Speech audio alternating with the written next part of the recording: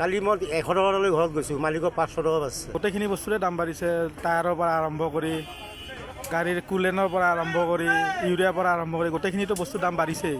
কিন্তু গাড়ীৰ এটা EMI থাকে, কিবা ড্ৰাইভাৰ চলিব লাগিব, হেণ্ডিমেন চলিব লাগিব, গোটেইখিনি চলাৰ পিছতহে মালিকৰ ফালে কিবা এটা যাব, কিন্তু মালিকৰ একো নাবাচাই হৈছে। যাত্ৰীৰ লগতো অলপ হ'বই, প্ৰথম ঘপকৈ বাঢ়াৰ লগে লগে যাত্ৰী অলপ আপত্তি কৰিবই। আজি সোধাৰ লগে লগে যাত্ৰীয়ে অলপ কমপ্লেইন কৰিব যে ইমান ঘপকৈ বাঢ়িলে, কিন্তু তেলৰ দামটো বহুত বাঢ়ি গৈয়ে আছে।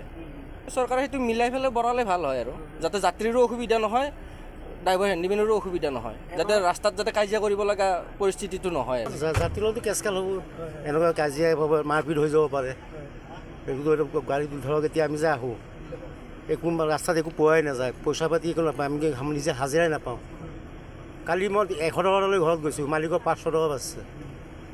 এনেকুৱাতো আমি চলিব নোৱাৰিম। 70% মানে চৰকাৰে মিলাই পেলাই কৰিলেই হ'ল। এইটো ভালকৈ মিলাই চিলাই দিয়ে যদি, তেতিয়াহ'লে ড্ৰাইভাৰৰ লগত কেচকাল নহয়, পাব্লিকৰ লগতো মাৰপিট নহয়, কেচকাল নহয়।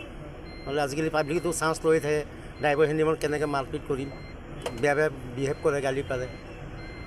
সেইটো কাৰণে চৰকাৰৰ ফালে মই অনুৰোধ কৰিছোঁ, এইটো মিলা প্ৰীতিৰ ভিতৰত বস্তুটো মিলাই পেলাই কৰিলেই হ'ল। ভাড়া বঢ়োৱা কথা আছে, কিন্তু আমাৰ তাতে একো এনেকুৱা একো অহা নাই, নটিফিকেশ্যন চাৰ্কুলাৰ একোতো অহা নাই। পাইছোঁ এইখন নটিফিকেশ্যনখন, কিন্তু এতিয়ালৈ আমি একো সিদ্ধান্ত গ্ৰহণ কৰা নাই ভাড়া কিমান বাঢ়ে কি নাবাঢ়ে। এইটো চাব লাগিব, তেলৰ দামো বাঢ়িছে যিহেতু বহুতখিনি, গোটেইখিনি বস্তুৰে দাম বাঢ়িছে, টায়াৰৰ পৰা আৰম্ভ কৰি গাড়ীৰ কুলেনৰ পৰা আৰম্ভ কৰি ইউৰিয়াৰ পৰা আৰম্ভ কৰি গোটেইখিনিতো বস্তুৰ দাম বাঢ়িছেই। তাৰপিছত আমি মালিকবিলাকে এতিয়া চাই লওঁ কি হয়। এতিয়ালৈ হোৱা নাই, এতিয়ালৈ আমি একো ভাড়া বৃদ্ধি কৰা নাই, আগৰ মতে চলি আছে। নাই সম্ভাৱনা তেনেকুৱা নাই, আমি চাই লওঁ কি হয়, এতিয়া ভৱিষ্যতে গম পাম। চবকে মিলাই চলিব লাগিব সেনেকৈ গোটেইখিনি মানুহে।